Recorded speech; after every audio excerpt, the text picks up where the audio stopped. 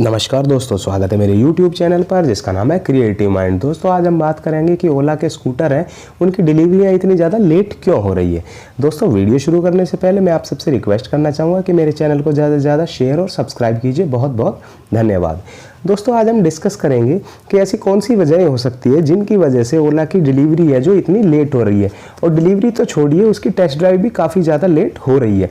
इसके पीछे क्या कारण है दोस्तों? कुछ एक कारण ऐसे हैं, आज उन पर हम प्रकाश डालेंगे।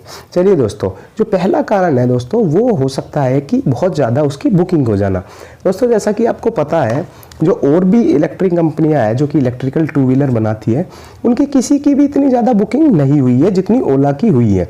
तो कहीं ना कहीं जो ओला के मैन्युफैक्चरर्स है, जो ओला के ओनर हैं, उनको ऐसा आइडिया ही नहीं था कि इतनी ज़्यादा बुकिंग हो जाएगी, और इतनी ज़्यादा वे लोग, उन्होंने कभी सोचा ही नहीं होगा कि इतनी ज़्यादा बुकिंग हो जाएगी।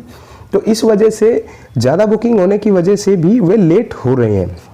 दोस्तों जो एक और पॉइंट है जो नेक्स्ट, वो भी बहुत महत्वपूर्ण पॉइंट है। वो पॉइंट है कि पार्ट्स की अनअवेलेबिलिटी। दोस्तों अक्सर में होता क्या है, एक कोई भी प्रोडक्ट है उसको बनाने के लिए हमें बहुत सारे प्रोडक्ट की ज़रूरत पड़ती है। जिस तरीके से ओला का ये स्कूटर है, तो ऐसा नहीं है कि ओला सारी चीज़ ही खुद ही बना रहा है। इनमें अलग अलग पार्ट है। मोटर कहीं और से सप्लाई हो रही होगी, बैटरी कहीं और से सप्लाई हो रही होगी, उसके जो इलेक्ट्रॉनिक कंपोनेंट है अलग है, चिप है उसके अंदर जो चिप लगती है, और बहुत सारी चीज़ें, प्लास्टिक कहीं और बन रहा होगा। ज़रूरी नहीं है सारा का सारा वहीं पे बन रहा हो। हाँ, असेंबल उसी फैक्ट्री के अंदर हो रहा है, लेकिन ज़रूरी नहीं है सारी चीज़ें वहीं पे बन रही हो। तो एक्चुअली में होता क्या है ना, जो अलग अलग जगह होती है तो उनमें भी कच्चे माल की कहीं कमी हो जाए या कुछ इस तरीके की घटनाएं हो जाए। जैसे कि हाल ही में पीछे कोविड-19 बहुत ज़्यादा फैल गया था, और आपको पता ही होगा कि इस तरीके कहीं ना कहीं ये जो है डायरेक्ट या इनडायरेक्ट जो भी कच्चा माल या जो भी मैन्युफैक्चरिंग के प्रोडक्ट है कच्चा माल, कहीं ना कहीं डायरेक्ट या इनडायरेक्ट चाइना से उसके तार जुड़े ही होते हैं। तो जिस प्रकार से चाइना में कोविड का काल चला था, उसकी वजह से भी कहीं ना कहीं हो सकता है कंपोनेंट्स की कमी हो गई हो, जिसकी वजह से भी ये थोड़ा लेट हो रहा है सारा कामकाज। और दोस्तों इसके पीछे कुछ ऐसी खबर भी निकल के आ रही थी, जैसे कि हम नेक्स्ट पॉइंट में डिस्कस करने वाला हूँ।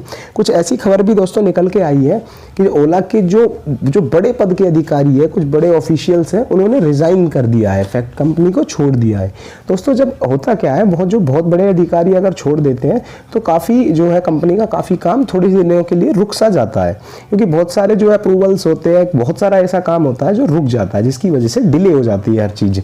दोस्तों इसी तरीके से जो कंपनी के अंदर का माहौल है, हो सकता है वो भी अनस्टेबल हो गया हो, क्योंकि बहुत सारे कारण हो सकते हैं कि बहुत ज़्यादा मैन पावर का ना मिलना, इंफ्रास्ट्रक्चर का जल्दी से तैयार ना हो पाना, क्योंकि ओला ने बहुत जल्दी ही इसको अनाउंस करके और बहुत जल्दी इस तरीके से कर दिया और लाखों बुकिंग भी आ गई।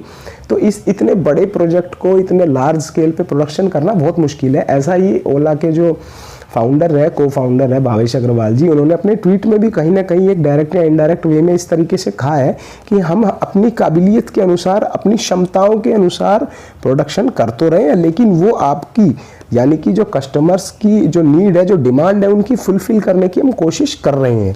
कहने का मतलब ये है कि हम अपनी पूरी ताकत के साथ काम कर रहे हैं, लेकिन फिर भी कहीं ना कहीं वो अपने टारगेट्स हैं उनको अचीव नहीं कर पा रहे हैं।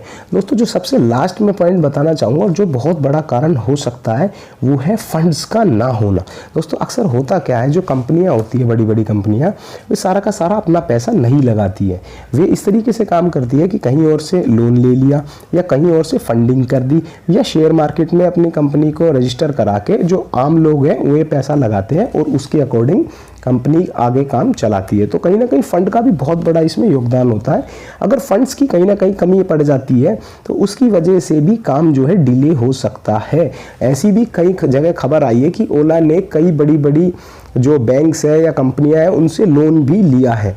तो दोस्तों ये कुछ पॉइंट्स जो मैंने आपसे डिस्कस किया, ये बहुत बड़े पॉइंट्स हैं और ये बहुत ज़्यादा बड़े कारण हैं जिसकी वजह से ओला की डिलीवरी लेट हो रही है। जबकि इतनी ज़्यादा लेट हो रही है कि कुछ जो टेस्ट ड्राइव के लिए कुछ 1500 पीस भी बनाना मुश्किल हो रहा है। अभी अगर 2000 प्रोडक्ट भी बन के बिल्कुल रेडी होते ओला के, तो कहीं ना कहीं ओला ज़रूर उसकी टेस्ट ड्राइव शुरू कर देता, कहीं ना कहीं तो, और भी कुछ नहीं तो बेंगलोर में तो ज़रूर शुरू हो जाती। और दोस्तों मैं ये आपसे बताना चाहता हूँ, अगर कभी ओला की टेस्ट ड्राइव शुरू होगी तो वो 100% बेंगलोर शहर से ही शुरू होगी।